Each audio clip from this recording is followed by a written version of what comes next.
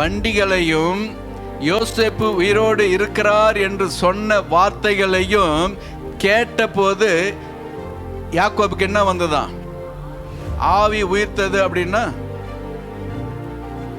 அது வரைக்கும் செத்தவனை போல இருந்தார். ஏன்? என்னுடைய குமாரனாகிய, நான் நேசித்த என்னுடைய குமாரனாகிய இந்த யோசேப்பு 17 வயதுல செத்து போயிட்டா.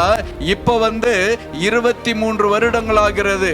இந்த 23 வருடங்கள் கழித்து எனக்கு சொல்லப்படுகிறதான வார்த்தை, என்னுடைய குமாரனாகிய யோசேப்பு உயிரோடு கூட இருக்கிறான் என்று கேட்ட மாத்திரத்திலேயே அதற்கான அடையாளங்களை பார்த்த போது அவருக்கு அவருடைய ஆவி உயிர் பெற்றது என்று சொன்னால், ஆண்டவர் நம்முடைய வாழ்க்கையில நாம் மரித்து போனோம், இதெல்லாம் இல்லை, இந்த ஆசீர்வாதங்கள்லாம் செத்து போச்சு, இந்த ஆசீர்வாதங்கள்லாம் ஒன்றும் இல்லாம போச்சு, எனக்கு ஒண்ணுமே இல்லை என்று நினைக்கிற மற்றும் ஆண்டவர் நம்ம அப்படியே விட்டு வச்சிருப்பாரு.